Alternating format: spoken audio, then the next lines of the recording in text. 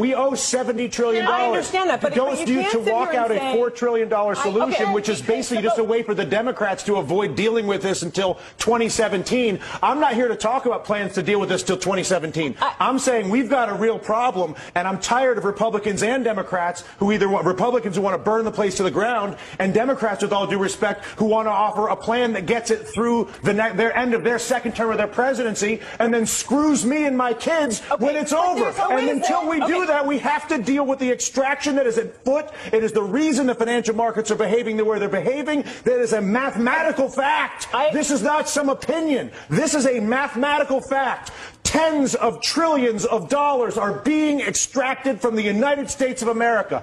Democrats aren't doing it. Republicans are not doing it. An entire integrated system, financial system, trading system, taxing system that was created by both parties over a period of 2 decades is at work on our entire country right now. And we're sitting here arguing about whether we should do the $4 trillion plan that kicks the can down the road for the president for 2017 or burn the place to the ground, both of which are reckless, irresponsible, and stupid.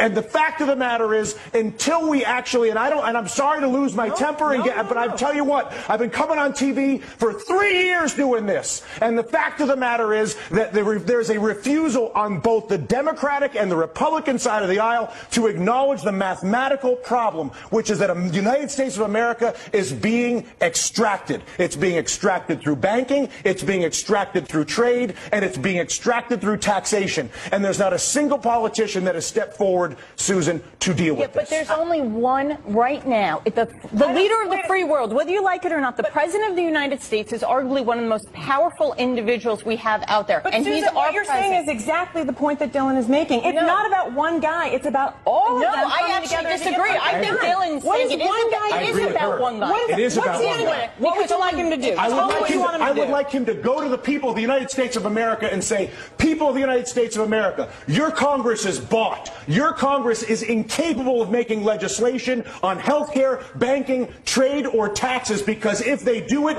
they will lose their political funding, and they won't do it. But I'm the President of the United States, and I will have a country that is run by a bought Congress. So I'm not going to work with a bought Congress and try to be Mr. Big Guy. I'm working with the bought Congress. I'm going to abandon the bought Congress like Teddy Roosevelt did, and I'm going to go to the people of the United States, and I'm going to say, you've got a bought Congress. And until we get rid of the bought Congress, which is Jimmy Williams' constant point, which is get the money out of politics, and until a president says that's the problem and says he's going to fix it, there is no policy that I can possibly see, no matter how brilliant your idea may be, or your idea, or my idea, or her idea, or your idea at home, is that idea will not happen as long as there's the capacity to basically fire a politician who disagrees with me by taking funding away from him. Is that a fair assessment?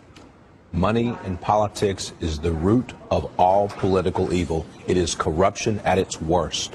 And until we step up and kick that out of the park, it's going to be the same system all and only the president could do that. We're going to No. Congress has to do it too. The Congress has to do it too. But I'll tell you what. How bad does it have to get? How much money has to be extracted? How many things have to be hurt? The brass tacks. Okay, physically, what do? You go and give a speech right now. Right now. Right now. You say. And then what happens tomorrow? Tomorrow, what happens is you begin the process of actually investing in solving the problem. So I come out and I say, how? I create an infrastructure bank with 2% blending immediately. There's that. Once I explain to people the problem, once I explain to you have cancer, once you understand how screwed up your trade, tax, and banking policies are, believe me, you will have no issue when I incorporate an infrastructure bank that I fund with repatriated offshore money that I bring in and then use to create 2% direct lending to every business in America. Because when you realize that the banking system is fully corrupt and defrauding us,